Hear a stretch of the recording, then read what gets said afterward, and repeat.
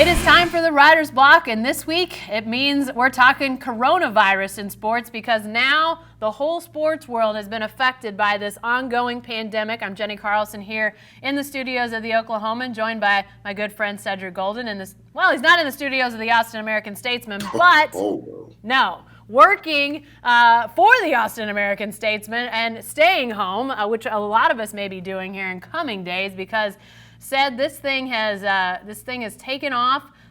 We're taping this. We're going to be very transparent. We are talking here on Thursday morning in the 11 o'clock hour, Central Standard Time, and things are happening so fast. We fully understand that as we talk, things could change. Things may change as we talk. So we are fully appreciating the fact that this is a very fluid situation. In the moments before we started taping, many conference basketball tournaments canceled, including the Big 12, where a couple of our coworkers are attending and we're covering teams. So that's a very fluid situation. But Cedric, we started to get a sense of where this might be heading Wednesday afternoon, about 3:30 here in the middle part of the country. Word came down that the NCAA was going to play NCAA tournament games with no fans in the stands, basically only essential personnel, some family allowed. Where the NCAA tournament stands right now is very up in the air. But Cedric, that to me, that was the first big rock in the stream. It felt like from then on, things were about to be different, really. And that started the full avalanche, Jen, of just dominoes falling.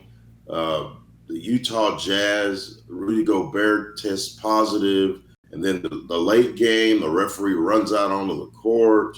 It was just nuts. And this is just the tip of the iceberg, I think. I believe it's going to continue to just basically halt all sporting events and unnecessary events moving forward that are, highly attended by people, because they got to get this thing under control, Jennifer. There's really no reason for us to be doing anything that's unnecessary, non-essential.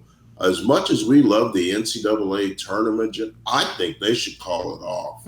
I really think they should call it off. And hopefully the world medical community gets on top of this and gets this thing controlled, because people are getting sick. And I know the kids want to play. I know a lot of the NCAA players want to play. The Texas and Texas Tech game was canceled earlier today. The whole tournament was canceled. The SEC tournament, the Big Ten tournament, and the ACC tournament all followed suit. So when the NBA calls off the season, suspends the season, you know that the dominoes are going to fall that way. And this thing is so fluid. I feel like as I'm speaking that things are changing, and that I'm outdating myself. And, this is not live video, but we have to give the people the information that we have at the moment. Right. Yeah. And that's exactly, what you said is exactly right, that, the dominoes really, the cascade, while that announcement from the NCAA mid-afternoon Wednesday was the first sign that sports as we know it was about to change. We then found out the Big 12 was going to play its first round men's tournament games in Kansas City last night with fans, but then from there on they would no longer do that. But then, Cedric, you mentioned the NBA, and that situation with Rudy Gobert and the Utah Jazz happened right here in Oklahoma City, about 2 blocks that way from where I'm sitting right now. Teams on the floor, ready, really moments, not just getting ready for tip-off, the starters on the floor, the officials on the floor. And one of the Thunder personnel, the head doctor for the Thunder, literally sprints onto the court and waves off and calls over the officials. Obviously, at that point, the Jazz, as we've now found out, knew that Gobert was not feeling well. He was tested earlier in the day for myriad things, strep, flu, all of those things, came back negative. And then at that point, they decided to administer in the middle of the afternoon the test for COVID-19, which is obviously the disease. It follows on coronavirus once you have the virus. Did the test, and literally moments before tip-off, they got the results that Rudy Gobert had tested positive One of the Thunder medical professionals had gotten the word about it. He runs onto the floor. There's a moment of, I was not there, but we have reporters who were that say there's literally kind of a pulse. And Cedric, you know this watching games. There's a pulse of games that everything kind of continues until tip-off, and then obviously, then anything can happen. But it's all kind of going this way until that moment of tip-off. And our reporters say there was just a point where they felt like, sort of a wave in the space-time continuum almost, if you will, when there was that pause of like, wait, we're not on that continuum to tip off. We're stopping, we're halting, something's different here. And then obviously there was a delay. That game was not played. Utah Jazz players, coaches, personnel sequestered at the arena for many hours. They finally left about 2 a.m. Oklahoma City time, got on a bus to depart, although we're not exactly sure. I think still trying to determine if they flew, if they had to take buses. That was a conversation last night. But obviously that was then, once that happened, then the NBA suspended the season, said we're going to take a pause here. Cedric, I don't know if a pause means they're done or if a pause means a pause. I think that's one of those things that has yet to be determined, though. Yeah, and this morning we get the word that Gobert's teammate Donovan Mitchell, who's the second, those are the two best players Absolutely on the Utah Jazz. So Donovan Mitchell has tested positive. So I think it's bigger than a pause. I think it's bigger than a couple of days or a weekend. I think it's a couple of weeks. I think that we're going to be really struggling to find copy and figure out what to write, Jim, because usually the springtime is when there are just stories falling from the sky. Everybody's doing something. Mm-hmm. Spring football is coming up. Pro Day at Texas is coming up in 2 weeks. So there's so much that's usually going on, but now it seems like the whole world has been put on pause while they try to figure out how to fix this thing. So I'm very worried about just the citizenry of the world, number one, particularly the older people who are more susceptible to this virus than the younger people. The NCAA needs to step up. I know you're thinking about that TV money. I know the TV ratings will go through the roof if you follow through with this thing. Mm-hmm. But I think having the event without fans, number one, was a smart move. Number two, they didn't want to walk down that dark path of lawsuits that were going to come flooding out of all of these stadiums when it's discovered that tens upon thousands of people tested positive for corona, because they'll say, well, I got it at the NCAA tournament, and so I'm gonna sue Mark Emmert. I'm gonna sue the NCAA, and then you have a financial, logistical, legal nightmare in addition to the PR problems that you're already facing by the fact that as of now you still haven't canceled that tournament. Well, and I think that what the NBA situation with the Jazz and the Thunder started to illustrate for people that maybe they hadn't fully appreciated before. I had this thought. This is not sports related, but a day or two ago, the time now seems very warped to my brain, but it seems like it was 2 days ago. Several TSA agents, I believe the number was 3, in San Jose, California, tested positive for coronavirus. And you start to think about the number of people that a TSA agent working security at an airport, even one that's, San Jose is not small, but it's not Atlanta or Chicago or Dallas or somewhere like that. You still think about the number of people they interact with. You start to think about just how quickly those fingers of something like this can spread. And I think last night with the NBA and the situation that happened with the Jazz, you start to see, again, it's illustrated in where the Jazz stayed when they were in Oklahoma City, the hotel, what restaurants did they eat at. We've now learned that Donovan Mitchell, the second player to test positive for coronavirus, worked out on Wednesday at a local high school. Their high school, their players were not in contact with Donovan Mitchell as far as we know, but their coach was. Today starts the high school basketball tournaments in Oklahoma, and that team is involved in the state tournament. You start to see how these fingers of this virus can spread. And Cedric, you and I mean, we're not doctors, we're not pretending to be, But the news that we hear about this virus is it's about, as you mentioned earlier, people who are older, 60 and above seems to be a mark that a lot of people throw out, and that have pre-existing health issues, whether that be lung and breathing issues, autoimmune issues that might compromise their immune system. And that's where you start to see the problem. It sounds like Rudy Gobert was feeling good enough. Had he tested negative for coronavirus last night, he would have played in that game. So I think when you're talking about the athletes, when you're talking about Rudy Gobert, Donovan Mitchell, high school basketball players in an Oklahoma City suburb, if they get the virus, the chance of them having a problem is minimal. But how many people do they then carry it to? And Cedric, to me, that's the real question when you start to talk about, will the NCAA tournaments be canceled potentially? You know, these teams, they share planes, they eat in restaurants, they're going all over the country, then they're coming back. To me, that's where the issues start to get really compounded. Because I was thinking the other day, in a typical day, how many people do you touch? I mean, you see your coworkers, you shake hands, you exchange a high five, a fist bump, a hug. People go to get haircuts. People go to the salon. I went to get a massage 2 weeks ago. I mean, those things, that's part of our everyday life. And now, as a result, Jen, we are having to reprioritize what we do from day to day.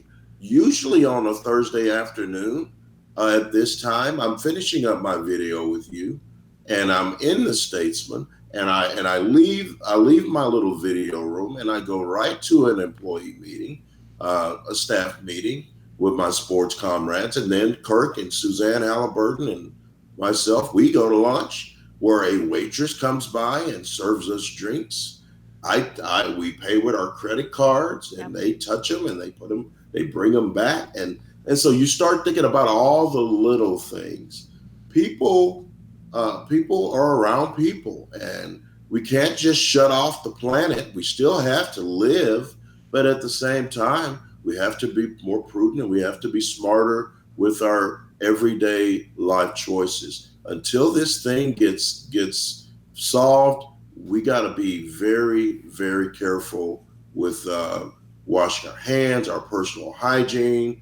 I was in the movies last week with a guy that walked out of the bathroom and didn't even look at the sink. I wanted to slap him. Wow. I was like, man, if you're not washing your hands today, you never washed them before. And I go outside, he's walking off with his wife, and they're holding hands. And I'm like, man, what kind of planet are we on? People are not aware. If you got friends out there that you know are a little iffy in the hygiene department, give them a little gentle nudge. Hey, I want you to boil your hands this week because we don't want to get sick. There you go. I got one that's like 10 times bigger than that. This is just the one I carry around. So I totally agree with you.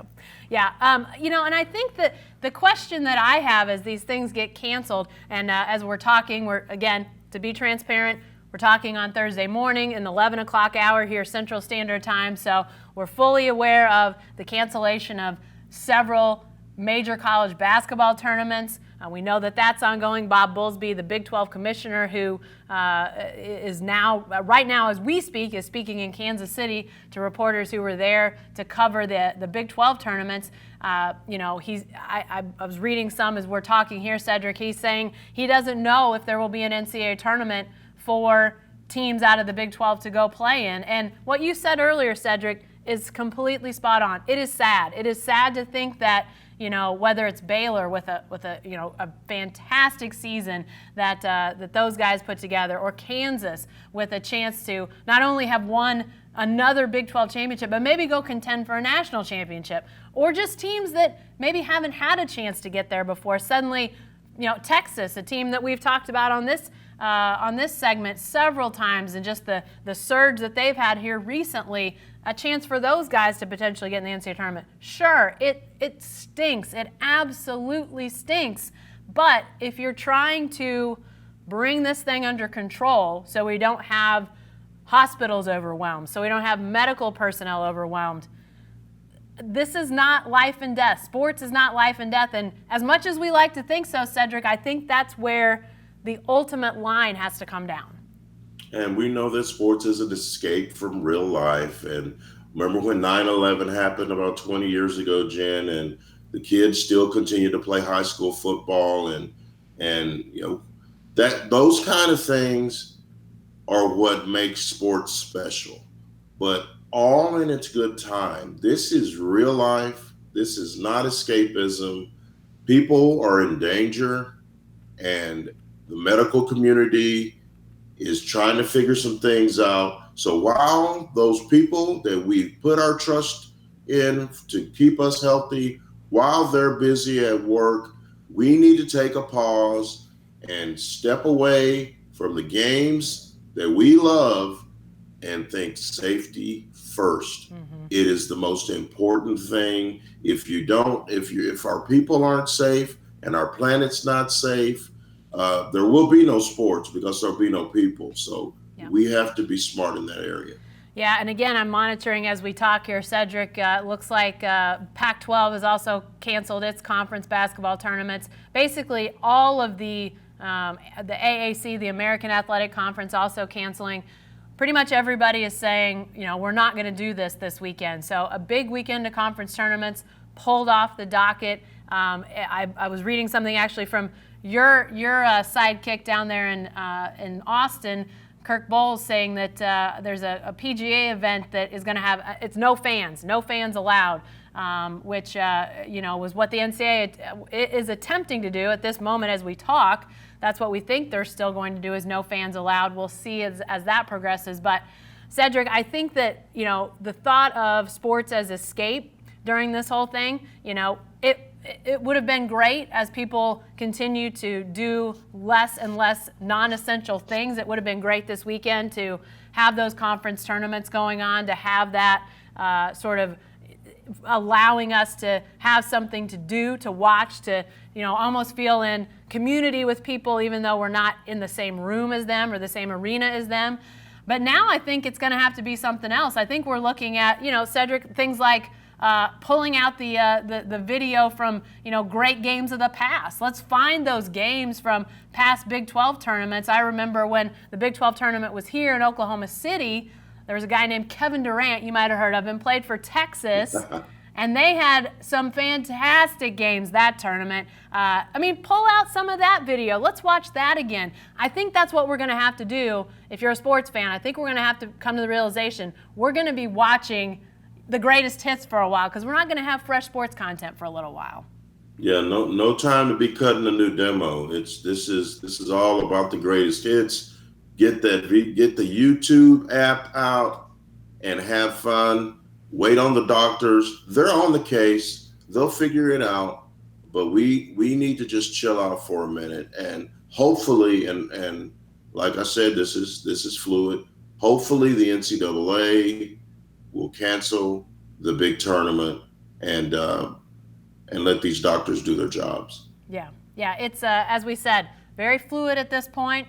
We'll continue to monitor it. You'll want to follow statesman.com there in Austin. You want to follow oklahoman.com here in Oklahoma. We'll have ongoing coverage of all of these events with the sports and with other things. We'll be back next week to talk more sports. Cedric, I don't know if it'll be actual games or actual events that are happening that we'll be talking about, but regardless of what the sports world looks like in a week, we'll be back here to talk about it on the Writer's Block. Sure hope you join us then.